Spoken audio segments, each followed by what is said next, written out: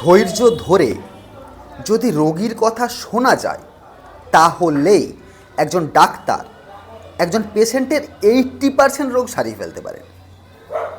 এবং আমার কেস হিস্ট্রিতে বা আমার এখানে যারা আছেন তাদের আমি ঠিক ততটাই ধৈর্য দিয়ে দেখি যতটা ধৈর্য দিলে তার কেসটা বুঝতে সুবিধে হবে। কোনো পেশেন্টের কাছে লাগতেই পারে 10 মিনিটের মধ্যে হয়ে যায়, কোনো পেশেন্টকে আধ ঘন্টা 45 মিনিট অবধি বসিয়ে তার সাথে গল্প করতে হয়, কারণ সেই মুহূর্তে তার কাছ থেকে যা কিছু আদায় করা সেটা হয় না। আমি আজকে একটা গল্প বলবো। 3 মাসের মাড়ি থেকে রক্ত পড়া, মাত্র 10 দিন লেগেছিল আমার কাছে এসে সেটা ছাড়তে।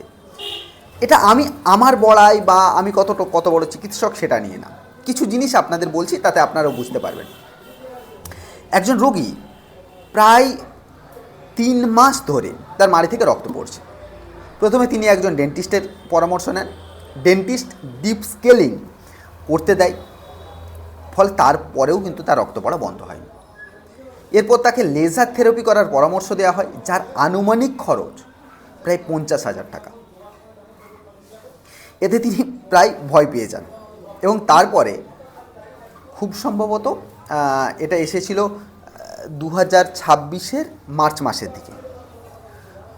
তো আমার কাছে যেমন এলে হয়, রোগীর বিস্তারিত তার হিস্ট্রি নেওয়া হলো, কেস হিস্ট্রি নেওয়া হলো, তার পাস হিস্ট্রি নেওয়া হলো, প্রেজেন্টে তিনি কি করেন, সমস্ত কিছু নেওয়া হলো। এবং সেটা নিতে নিতে জানা গেল দাঁত ব্রাশ করার সময় বা খাওয়ার সময় তার রক্ত পড়তো না, শুধু কথা বলার সময় দিনে প্রায় 4-5 বার মাড়ি থেকে রক্ত বের হতো। গত 2 বছর ধরে তিনি টুথ পাউডার ব্যবহার করছিলেন এবং অ্যাসিডিটি এবং উচ্চ রক্তচাপ কোনো কিছুরই সমস্যা কিন্তু তার ছিল না। চিকিৎসার পাশাপাশি তাকে দুটো গুরুত্বপূর্ণ অংশ এখানে বলতে হয়।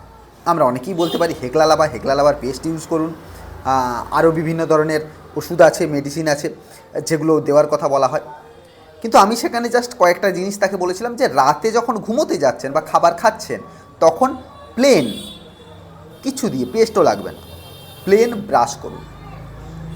যদি মনে হয় অল্প করে পেস্ট নিন।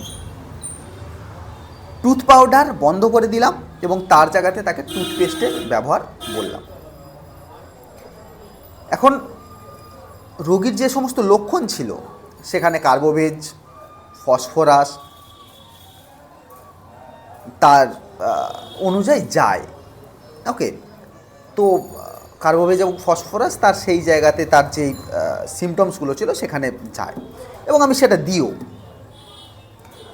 এখন প্রায় 15 দিন বাদে তিনি ফলো আপে এসেছিলেন এবং তারপরে তিনি আমাকে বলেন যে খুব ইন্টারেস্টিং একটা কথা বলেন যে আচ্ছা, এই কৃতিত্ব কি ওষুধের নাকি আমি যে লাইফস্টাইলটা আপনি আমার চেঞ্জ করলেন সেটাতে উত্তর দিতে আমারও খুব প্রবলেম হয়েছিল, কারণ আমিও সত্যি কিছু কিছু প্রবলেম আছে যেগুলো তো ওষুধও লাগে না, যেগুলো শুধুমাত্র আপনার লাইফস্টাইলকে একটু ঠিক করে নিলেই সেই প্রবলেমটা সলভ হয়ে যায়।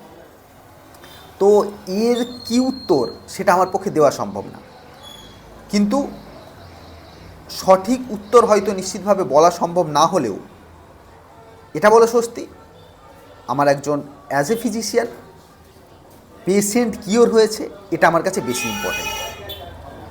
এই কেসটা এই জন্য বলা, আমি এরকম বিভিন্ন কেস হিস্ট্রি নিয়ে আপনাদের সাথে আলোচনা করবো, এই কেসটা এই জন্য বলা যে শুধুমাত্র ওষুধ নয়, রোগীর সাথে ঠিকঠাক করে কথা বলা, রোগীর সাথে তার জীবনযাপনে হাইজিন মেনটেন হচ্ছে কিনা সেটা দেখা